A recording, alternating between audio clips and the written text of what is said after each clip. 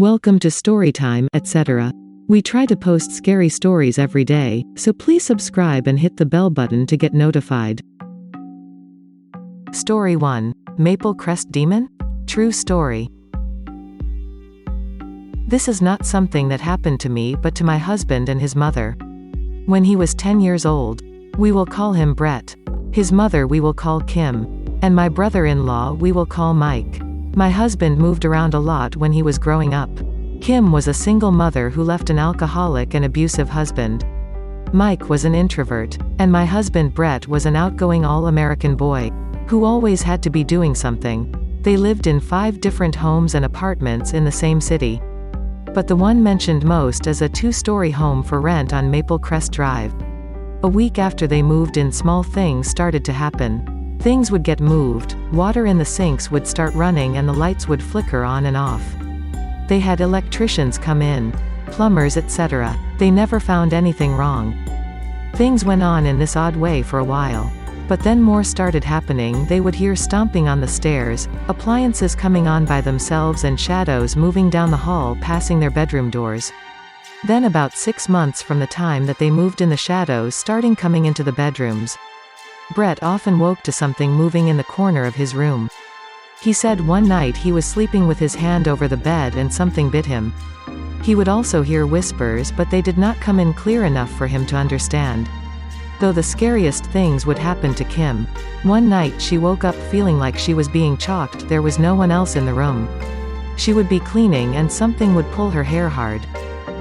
But what she says is the scariest night was the night she was dragged down the hallway and down the stairs. Everyone thought that she was crazy. They did not see the scratches or the bruises or the mental strain Kim was going through. She went to the library and got this book on the paranormal. The book instructed to put flour or baby powder on the floor.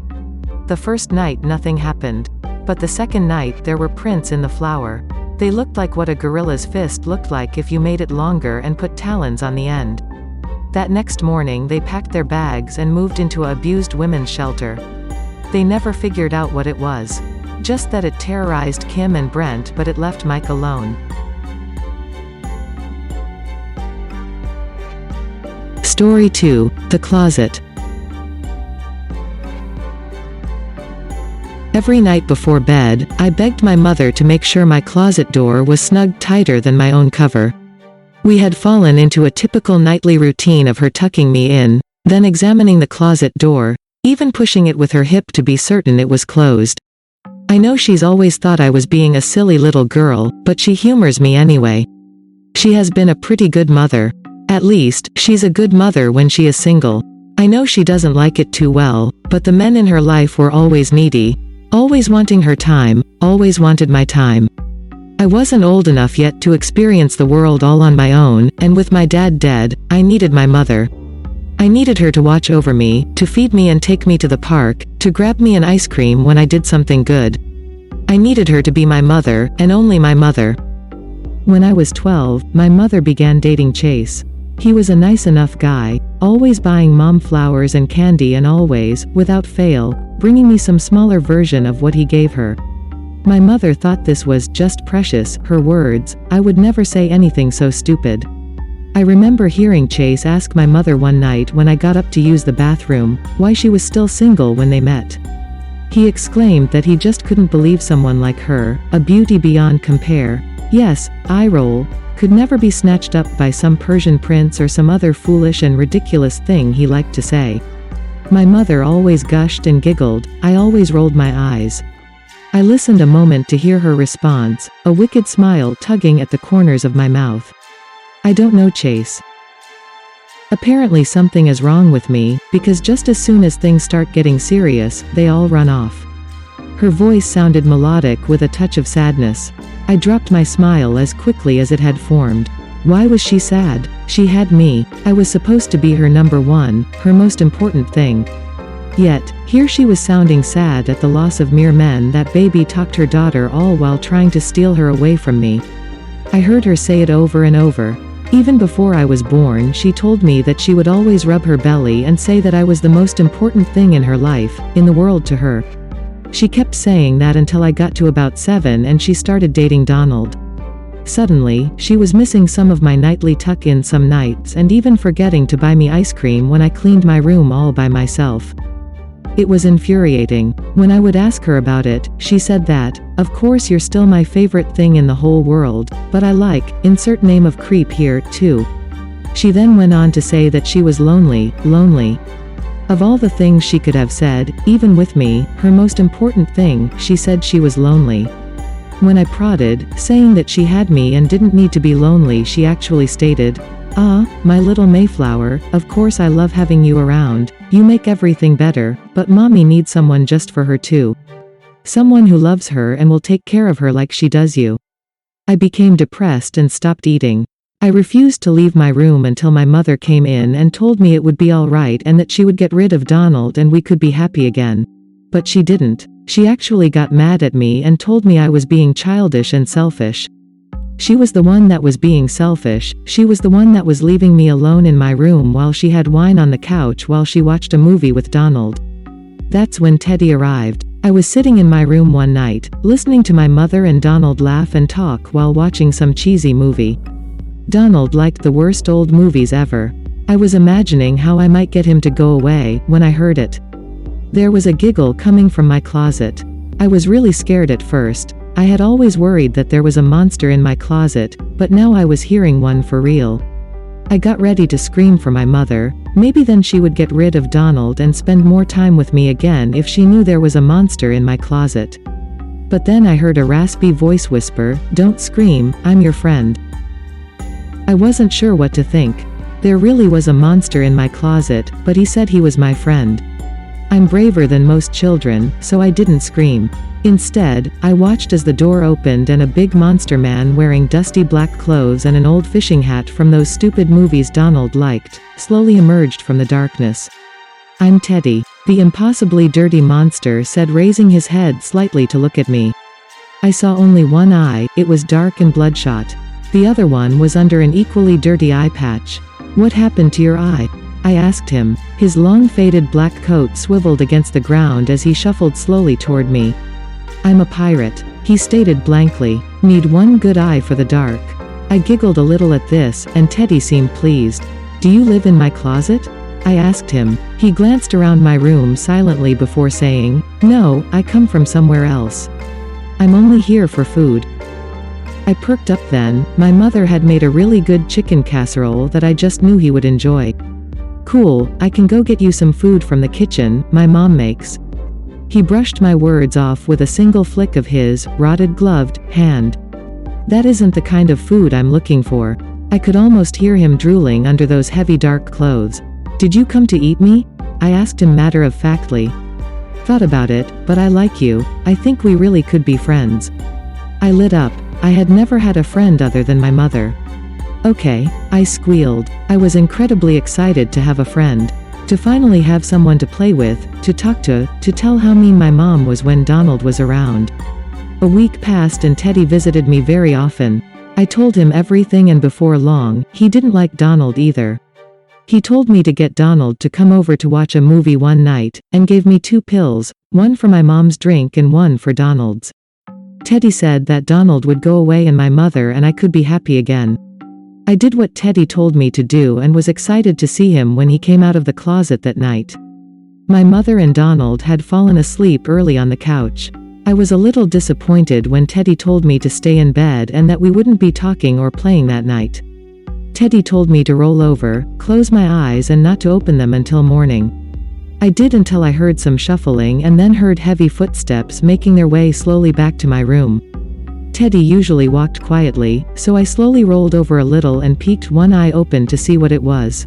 Luckily it was just Teddy, but he had Donald thrown over his shoulder, carrying him like a fireman did in the movies. Teddy looked my way and smiled a big yellow-toothed grin in my direction. He put his fingers to his lips to make sure I stayed quiet and then disappeared into my closet. I only stayed there until I couldn't hear anything anymore. Silently I tiptoed across my room, my pink pajama bottoms making a small swish as they rubbed against my legs.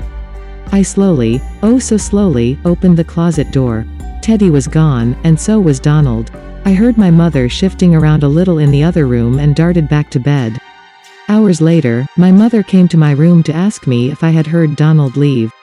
I said no, I lied, sort of, I hadn't heard him leave, but I knew he had, just not the way she wanted to know. She seemed a little upset and kept trying to call him. I wasn't surprised when 2 weeks went by and nobody knew anything about Donald. I was surprised, however, at how sad my mother seemed to be. I asked her if she wanted to watch TV, play a game or go get ice cream, all the things we used to do that made us happy, but she said no. My mother moped around for months. She called everyone that she knew, everyone that Donald knew, but no one had seen him since the night he left out house.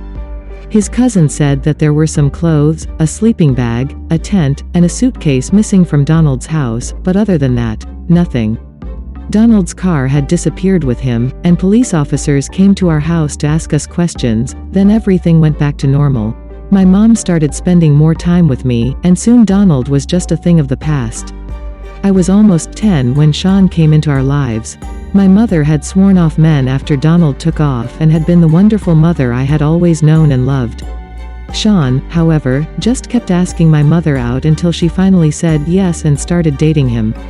I was furious. Sean always wore really ugly clothes. My least favorite was a green Christmas sweater that he wore all year apparently, not just at Christmas.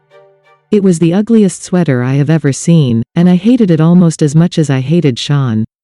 Teddy still came and talked and played with me at least once a week. He was really happy to see that he had fixed my problem. Then my mother hired Linda to watch me while she went out and had fun with Sean. Once again I was left behind because of a man in my mother's life. Linda was mean and made me go to my room at 6 and to bed at 7. I didn't like her, Teddy didn't either. My mother came home one night and found me alone. A note from Linda sat on the kitchen table that said, "I can't do this anymore. Where is my life going? I'm sorry, I have never seen my mother so angry in my life." She called Linda's parents, but they hadn't seen her. Everyone started trying to reach her, but couldn't. Linda's car was gone, her phone and a few of her favorite things were missing as well. The police said it looked like a typical teenage runaway situation, and that was pretty much it for Linda. A year later, after my mother had been bringing Sean over to our house or taking me to his for their date nights, she told me that they were going to get married. My jaw hit my chest, bouncing slightly as I stared at her in disbelief. I didn't know what to say. I was angry, hurt, betrayed. I was being replaced. I stormed off to my room and cried. That night, after my mother actually remembered to tuck me in, Teddy came from the closet and sat on the side of my bed. Teddy always smelled really weird, like he never took a bath and lived with dogs and fish, but I didn't really mind. He always wore the same clothes and hat, and moved his eye patch to his other eye when he came to see me. He was my best friend. I told Teddy everything and he said he would make it all better. A month later, Sean left my mom and his family a note, saying something about not being happy, things moving too fast and needing some time alone to think. He took his truck, most of his clothes and his dog and was never heard from again. My mother cried for weeks. Finally she came back to me and we started trying to be happy again. On our way to grab ice cream from our favorite place in town, I saw something that caught my eye. It was an ugly green Christmas sweater. A very skinny man with an overcoat a little like Teddy's, but not as long, was sitting in the park by a tree, eating some kind of meat. It was dirty and torn, but obviously still the same horrible sweater. My heart sank. Sean was back. As we walked by the man, I struggled to look at his face, in the hope of making sure it wasn't Sean waiting on us. I looked onto the tired eyes of the, obviously homeless, man and he seemed to understand my worry. He pulled his dusty brown coat over the sweater and winked at me before going back to his meal. My mother never saw anything and I felt a massive relief wash over me. Sean was truly gone forever and Teddy was a good monster man because he helped people in need. He solved my problems and it appeared that he solved homeless people's problems too. There was no telling how far his goodness went. Certainly he couldn't really be a monster, since he was so good. It was at that moment that I knew I would be alright, and I skipped home, joyfully eating my chocolate ice cream as I hummed my favorite song. Teddy didn't visit much for a while. He said that he had some other things he had to do and would be gone for a bit. I was upset. Teddy is my best friend and I didn't want him to go away. He assured me in that raspy whisper he speaks in, that he would be back soon, and for me to enjoy some quality time with my mother. I heard my mother giggle again. Chase had said something stupid about no man in their right mind ever leaving her, and my mother had responded with how much it had hurt, how lonely she was until she met him. She still had me, but she wouldn't do all the things we used to do when I was little. Not until after those nasty men are gone for a long time. Even then she doesn't always want to play a game, or go get ice cream like we used to. Teddy came back. He said that he was sorry for going away and that he would never do it again. He said that he had had another friend, another little girl like me, but that she was in a lot of trouble, that she was being hurt really bad by her mom and dad. Teddy said that he had to take care of her, so her did, and that was what had taken him so long. I was a little jealous that Teddy had another friend. He was my only friend in the world. The kids at school were all mean little brats that liked to dress up with makeup and trendy clothes. They would think that Teddy was gross and not real. The other girls think I'm a freak and don't talk to me, and the boys are all interested in the pretty girls. I don't mind playing alone though, it gives me time to think. Today I've been thinking about my mother and how sad she's going to be tomorrow. I hate it when she is sad. She cries a lot and doesn't spend much time with me. When she does, she is always sad and no fun. But, hopefully with a little time and me staying close to her and telling her how much I love her and that I am the most important thing in her life, the only thing she needs, she will come back around. Teddy said tonight he would bring me the sleepy pills again and I would give them to my mother and Chase, just like last time. After that, Chase will disappear like everyone else and I will finally be able to be happy again without him always calling me, squirt, or, kiddo, and trying to mess my hair up. Teddy is coming to get him and take him into the closet. I don't know where they go from there or what happens, and I don't care. Teddy is my best friend and I trust him to fix my mother's and my relationship. I just want my mother back. I want the mother that took me out and played with me. The mother that played with my hair while we watched a movie and ate popcorn. I want the mother that pays attention to me when I need it, but she's always different after her men leave her. I just hope I can get her turned back around. I really miss spending most of my time with her, and the rest with Teddy. I know she wouldn't like Teddy, because he smells bad, dresses weird and takes people away.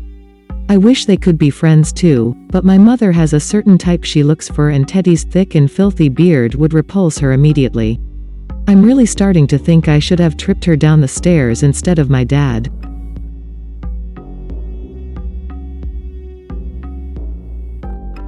Story 3. True, my terrifying encounter in a Soviet Red Army war tunnel. I'm a tall, yet extremely skinny guy, and I'm 21 years old. I was 20 years old at the time, and it was the week before the presidential election in the United States. I felt a lot of anxiety about the election, as I live in Manhattan and there are a lot of crazy people in that city who act as if the entire world is going to end over one simple election. So, feeling exhausted from both that and my university, I decided to visit my friends in Moscow. I'm half Russian and have an apartment in the city center of Moscow. I had never been in Russia while it snowed, and luckily during this time it was snowing. The city looked beautiful, and the vibe I had from the city was perfect. I felt so calm, safe, and the whole world around me just seemed so quiet. Unfortunately, I had severe jet lag and fell asleep around 5 p.m. Moscow time that day. My friend went home to get ready for her classes the next day, and I woke up around 3 a.m. I could not fall back asleep, so I decided to go outside and take a walk around my area while it calmly snowed. I walked around the dead empty city in my district, and took in all of the beautiful architecture and snow falling down heavily. I don't remember for how long I was walking, but I crossed a bridge and entered deeply into a neighborhood I was not familiar with. I thought it would be okay, as I was in my district, and sort of remembered the way back home. I eventually came up to this ginormous entrance of a block unit, with a beautiful gate on it. The gate was opened, so I decided to step inside. It looked like a small little compound, or something similar to it. If anyone is from Russia, they probably know what I'm talking about. Everything was dead quiet, and the trees canopied in the square complex. To the right was an extremely tall building, with a ginormous door. I peeked inside, and saw a lightly dimmed lobby, typical Russian lobby vibe, with a blinking fluorescent light. I held on the door, and to my surprise it was unlocked. I entered into the massive building and looked around. I saw many stairs wrapping around in a square leading up, a small typical Russian elevator, and to the right of the stairwell stairs that led down. The door at the bottom of the stairs was open. I absolutely do not know what came over me, as I am not one to adventure alone, but as I stated earlier, everything felt so beautiful. The quiet vibe of snow-covered Russia had me feeling so peaceful, and I decided to just tiptoe on down into the basement to take a closer look. I walked into the room with the open door and threw on my flashlight on my phone. I saw an extremely long tunnel and I could not see the end of it. I felt threatened by it and got extremely uncomfortable. I decided it was best for me to leave. When I turned around, the only light that was entering the tunnel was from outside of the doorway. I saw standing in the door a black silhouette. I quickly understood it was the outline of a person who was at least 5 inches taller than me. So I would say he was about 6 feet 5 inches. He was massive, and my stomach dropped so hard with my heart beginning to beat super quickly. He started to speak to me in Russian, but as my Russian isn't fluent, I did not understand everything he said. "I'm sorry, I don't speak Russian," I said to him in Russian. "You speak English?" he said in English to me. I told him I did, and he asked me if I knew where I was. "No," I told him, as my mind started to fill up with a lot of different scenarios, one of which with me having to run down this tunnel and getting lost to avoid him if he chased me. These tunnels used to be used for Red Army soldiers to move from one place to another during the war, he explained to me. This whole building used to be a bunker for Red Army soldiers. I said, to show some interest, and began to move towards the left while facing him, in attempts to get him to move out of the doorway. "This whole place is now apartments. I have one on the top floor. You should come see it," he said to me. "It's quite late, and I think I should be going," I said. However, he grabbed my small wrist with a lot of strength, and led me towards the stairs to go to the main floor of the lobby. "I have a view you'll love," he called the small elevator, and if any of you have ever been to Russia, you'll know exactly what type of elevator it is. The type that can barely fit 2 people. He began telling me about how he just got back from Chicago, and that his husband loved Chicago as well. This started to have me panicking, as I thought to myself that there would be another man up to where he was bringing me, and I would have 2 men overpower me. Once we go to his room, I looked at this massive studio apartment he had.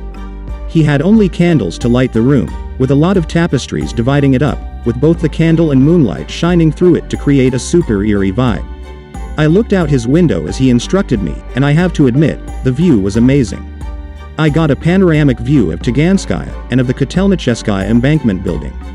I then started scoping around, looking for an opportunity to get out of there. "Where is your husband?" I asked. He looked at me and laughed. "Oh, he's dead." He then picked me up, and I asked him what he is doing. He brought me into another room and began to touch me inappropriately. He ran his hand down my back and took my phone from my back pocket. I did not realize he did this, as I was just in horror as this man licked me and said explicit things in Russian. I tried to pull away, but it made him squeeze and corner me even harder. After about 10 minutes of this, he told me to wait a moment. He went into his bathroom, and in this moment I immediately sprinted over to the door. There were no lights, so I went to pull out my phone for the flashlight, only to my horror the phone was missing from my back pocket. I almost nearly had a heart attack as I realized I would have to go back into that bedroom to get my phone.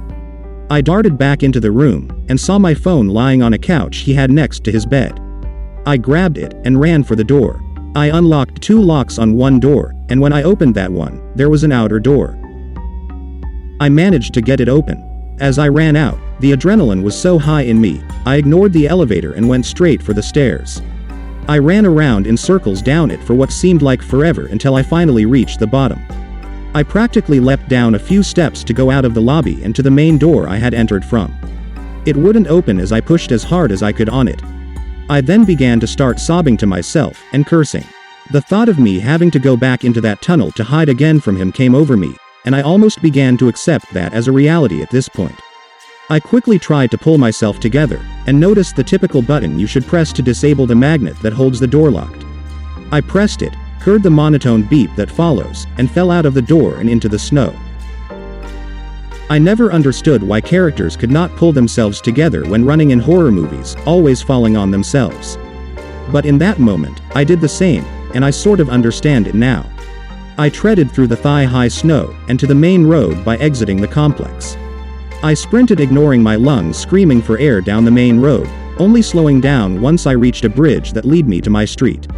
Once I got inside, I sat in my bed for 2 hours nearly shaking before I told anyone about it.